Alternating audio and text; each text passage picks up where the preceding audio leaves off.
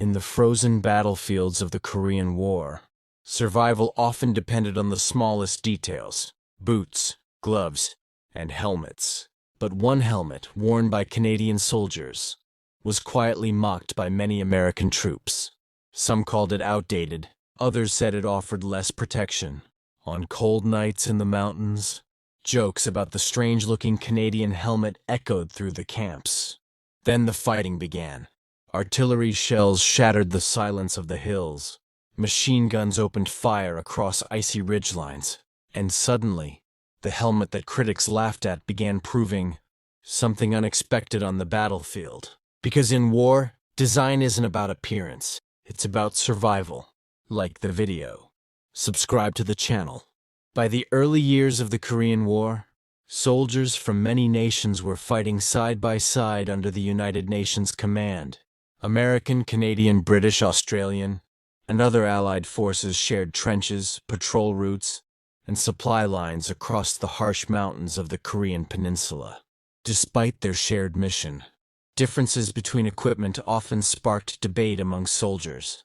One small but surprisingly controversial piece of gear was the helmet worn by Canadian troops. While American soldiers wore the widely recognized M1 helmet, rounded, sturdy, and iconic, Canadian soldiers continued using a helmet design that looked noticeably different. The Canadian helmet had a broader rim and a flatter silhouette. To some observers, it resembled older European designs used during earlier conflicts. Among soldiers who valued modern equipment, the appearance raised eyebrows. Some American troops believed the design looked outdated compared to their own helmets. Around campfires or in quiet moments between patrols, jokes occasionally circulated about the unusual shape of the Canadian headgear. But equipment in war is rarely chosen for appearance alone. Canadian military planners had spent years studying battlefield conditions.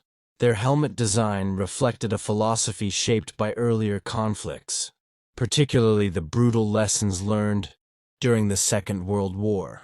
Protection from falling debris, shrapnel fragments, and overhead blasts was a major priority. The slightly wider brim of the helmet was intended to shield the sides of the head and neck from fragments descending at steep angles.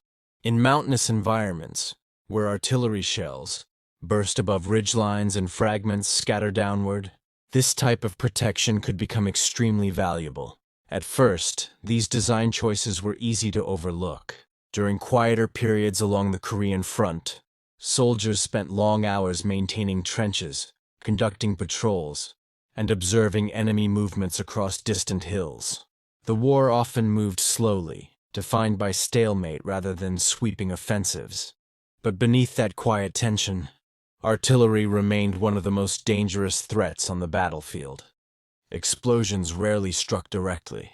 Instead, shells burst above or near defensive positions, sending metal fragments outward in unpredictable directions. These fragments were responsible for a significant number of battlefield injuries. In such conditions, the shape of a helmet could matter more than many soldiers realized. Canadian troops stationed along exposed ridges soon faced frequent artillery exchanges. The terrain forced soldiers to dig shallow defensive positions into rocky soil, leaving limited protection against shrapnel bursts above them. During these moments, equipment was tested not by theory, but by experience. Soldiers quickly noticed how fragments behaved during artillery bombardments. Shrapnel often descended at steep angles, especially when shells detonated slightly above ground level. Helmets that offered additional coverage around the sides of the head sometimes deflected fragments that might otherwise strike vulnerable areas. These observations slowly changed the conversation among Allied troops. American and Canadian soldiers frequently shared defensive positions or supported each other during patrol operations. As they compared equipment and experiences, discussions about helmets shifted from jokes to genuine curiosity. Why had the Canadian Army kept this design when others had moved toward more streamlined helmets? The answer was simple: battlefield practicality. Canadian forces had prioritized coverage and protection from fragment patterns observed during earlier wars. Their helmet design reflected careful study, of how artillery fragments traveled across real battlefields, not just how equipment looked on paper. This philosophy became increasingly relevant as the Korean War settled into a grinding conflict of ridges and fortified hills. In these environments, artillery duels became common. Soldiers often endured prolonged shelling while holding narrow, defensive positions. Under such conditions, even small design differences in protective equipment could influence survival rates. Gradually, the reputation of the Canadian helmet began to change. What had once appeared unusual now seemed purposeful. Soldiers who had initially dismissed the design began looking at it with fresh respect. Because on the battlefield, effectiveness is measured by results, not appearances. And as the war continued, the helmet that many once mocked was quietly proving its value in the most demanding conditions imaginable. As the Korean War dragged into its harsh middle years, the battlefield transformed into a landscape defined by ridges, trenches, and relentless artillery exchanges. Unlike the rapid movement seen in earlier stages of the conflict, many areas of the front had settled into tense stalemates. Soldiers held narrow hilltops and defensive lines, sometimes separated from opposing forces by only a few hundred meters. Life on these ridges demanded constant vigilance. During the day, soldiers repaired trenches, reinforced sandbag walls, and scanned distant slopes through binoculars. At night, patrols moved cautiously through frozen terrain, listening for the smallest sounds that might reveal enemy movement. But above all, soldiers feared the sudden arrival of artillery. Shells often arrived without warning. A distant thump could be followed seconds later by a violent explosion.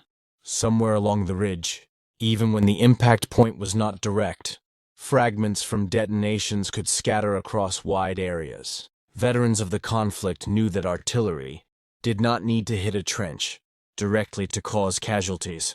The danger came from the invisible storm of fragments that followed every blast. These metal shards traveled at incredible speed, ricocheting off rocks, sandbags, and frozen ground. Soldiers quickly learned to react instinctively, dropping low, pressing into trenches, and relying on their equipment for protection. Helmets became one of the most important pieces of gear in those moments. American soldiers trusted their M1 helmets, which had already proven effective during earlier wars. The design offered strong protection from many types of impacts and had earned a reputation for reliability. Yet on the Korean ridgelines, something interesting began to happen. Soldiers observing Canadian positions noticed that their helmets behaved slightly differently during certain types of explosions. The wider rim sometimes deflected fragments that approached from above or from angled directions along steep terrain. This was not a dramatic difference visible in a single moment. Instead, it became noticeable through repeated experience over time. In shared defensive sectors, American and Canadian soldiers often compared equipment after artillery exchanges. They examined dents, scratches, and marks left behind by fragments that had struck their helmets. Each mark told a story. Some soldiers discovered that fragments had glanced off the broader edges of the Canadian helmets, leaving shallow grooves where metal might otherwise have struck more vulnerable areas. These observations sparked quiet conversations among troops. The jokes that once surrounded the unusual helmet shape began to fade. Instead, curiosity grew. Soldiers wanted to understand why certain design choices had been made. Canadian troops explained that their equipment had been influenced by lessons learned in earlier conflicts. Their military planners had studied the patterns of artillery, fragmentation, and attempted to design helmets that addressed those dangers. The goal was simple: increase the chances that fragments would deflect rather than penetrate. Of course, no helmet could guarantee safety in war. Artillery remained unpredictable and devastating, but any advantage, no matter how small, could matter when soldiers were exposed to repeated bombardments. Over time, respect between Allied troops deepened. American soldiers who initially doubted the Canadian helmet design began acknowledging that it had practical benefits in certain situations. Meanwhile, Canadian troops recognized the strength and durability of the American M1 helmet, which also performed well under battlefield conditions. The discussions were not arguments anymore. They were exchanges of experience between soldiers who depended on each other for survival. War has a way of removing pride and replacing it with practicality. If something worked, soldiers noticed. If it helped protect lives, it earned respect. Along the Korean front, equipment from many nations continued evolving as armies studied battlefield lessons. Engineers and military planners constantly analyzed reports from the front lines, looking for ways to improve protection, mobility, and survival. Helmets were just one small part of that larger process, but for the soldiers who wore them every day, they represented something deeply personal. The thin layer of steel standing between them, and the chaos of battle. And slowly, the reputation of the once mocked Canadian helmet changed. It was no longer seen as strange, it was seen as thoughtful, because on a battlefield where every detail could mean the difference between life and injury, thoughtful design mattered more than appearance. And among the frozen hills of Korea, that lesson became impossible to ignore. As months passed along the Korean front, soldiers became experts at reading the battlefield in small details. The sound of distant artillery, the angle of a hillside, the depth of a trench, every factor mattered. War in the mountains was no longer about rapid advances. It had become a test of endurance, discipline, and survival. And in that environment, equipment that once seemed ordinary began to reveal its true value. Helmets, for example, were no longer just standard gear issued at the start of training. They were tools that soldiers trusted with their lives every day. Every scratch or dent told a story about a moment when danger had come close. Canadian soldiers often found themselves holding exposed ridgelines, where wind cut through trenches and visibility stretched across wide valleys. These positions were strategically important because they allowed observation of enemy movements across nearby hills, but those same positions also made them visible targets. Artillery crews on opposing hills frequently targeted ridges because they knew soldiers had to occupy them to maintain control of the surrounding terrain. Shells would burst overhead, sending fragments down the slopes and across the trenches. In those moments, soldiers relied on instinct.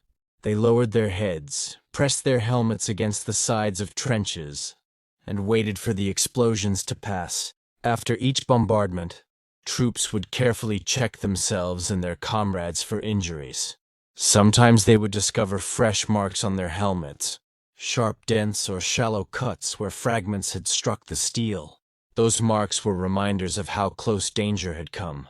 Among Allied forces, stories about such moments spread quickly. Soldiers compared experiences during supply deliveries, shared patrol routes, or brief rest periods behind the lines. An American infantryman might point to a dent on his helmet and explain how a fragment struck during a nighttime shelling. A Canadian soldier might show a long scratch across the rim of his helmet where shrapnel had glanced away instead of striking directly. These were not boasts. They were quiet acknowledgments of survival. Gradually, the conversations about the Canadian helmet shifted from curiosity to respect.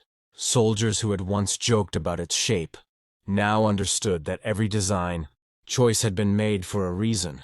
Military equipment often reflects the lessons of earlier wars. The Canadian helmet design had roots in experiences from the Second World War, where artillery and explosive fragments caused a large percentage of battlefield injuries. Engineers had studied the angles at which fragments traveled and attempted to design protection that addressed those threats.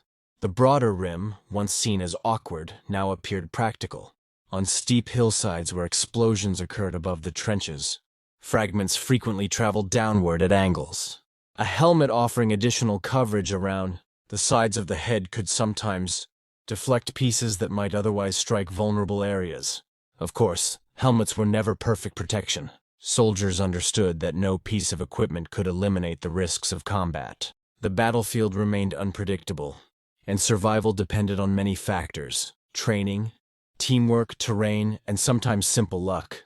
But small advantages mattered, and soldiers paid attention to anything that increased their chances of returning safely from a patrol or surviving another night under artillery fire. By this stage of the Korean War, cooperation between Allied forces had grown stronger than ever. Units from different countries shared intelligence, coordinated defenses, and supported one another during difficult operations. American and Canadian troops often fought side by side along the same sectors of the front. Through that shared experience, mutual respect developed, not only for each other's courage, but also for the equipment and strategies each army brought to the battlefield. What began as friendly teasing about a helmet design had evolved into something else entirely: understanding. Soldiers realized that every army entered the war carrying the lessons of its own past. Equipment reflected those lessons, shaped by previous conflicts and careful study of battlefield realities. In the mountains of Korea, those lessons sometimes proved more valuable than appearances. Because war rarely rewards what looks impressive, it rewards what works. And slowly, across the frozen ridges and battered trenches, the once mocked Canadian helmet earned recognition for exactly that reason. It worked. By the later stages of the Korean War, soldiers on both sides had adapted to the harsh realities of trench warfare in the mountains. The early months of sweeping movements had given way to something slower and more deliberate. Battles were often fought over narrow ridges, fortified hilltops, and defensive lines that changed little over long periods of time. For the soldiers living on those ridges, daily survival depended on preparation and discipline. Trenches were constantly repaired and reinforced. Sandbags were stacked higher. Dugouts were strengthened with wooden beams and layers of earth to absorb the shock of nearby explosions. Every improvement, no matter how small, increased the chances of surviving the next bombardment. And every soldier understood one simple truth: the battlefield did not forgive mistakes. Helmets remained one of the most personal pieces of equipment soldiers carried. They were worn during patrols, during guard duty, during artillery attacks, and even during short moments of rest in exposed positions. Over time, many helmets developed dents, scratches, and marks from close encounters with flying debris.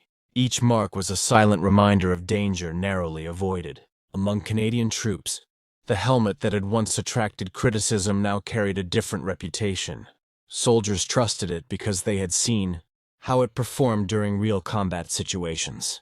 The wider rim, the deeper coverage, and the balanced shape had proven useful during countless artillery exchanges across the ridges of Korea.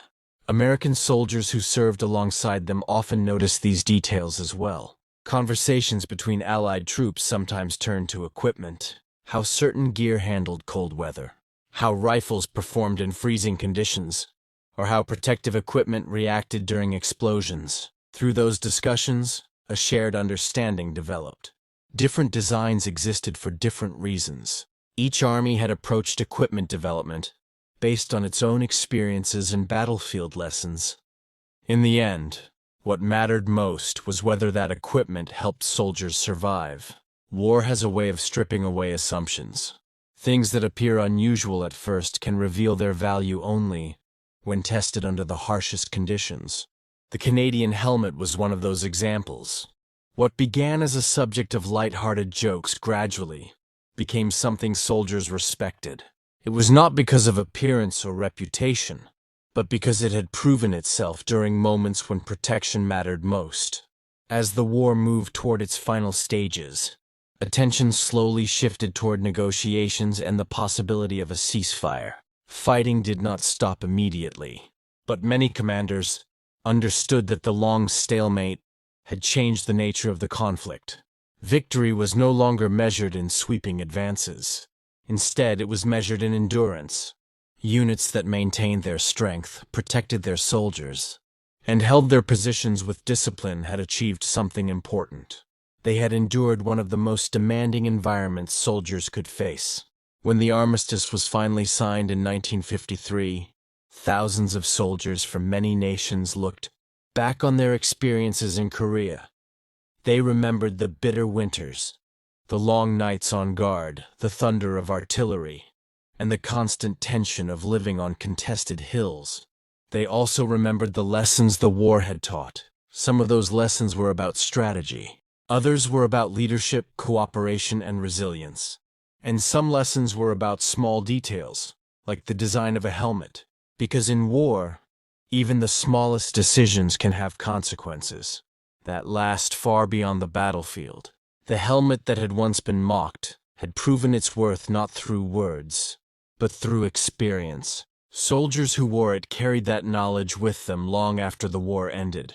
History often remembers the large events of conflict, the battles, the negotiations, the turning points that shape nations. But the quieter lessons matter too. The lessons about preparation, observation, and learning from the past. And sometimes those lessons are hidden in the simplest objects that stand silently between a soldier and the dangers of war. The story of the Canadian helmet in Korea is one of those quiet reminders. A reminder that effectiveness is not always obvious at first glance, and that in the unforgiving reality of war, what works will eventually earn respect.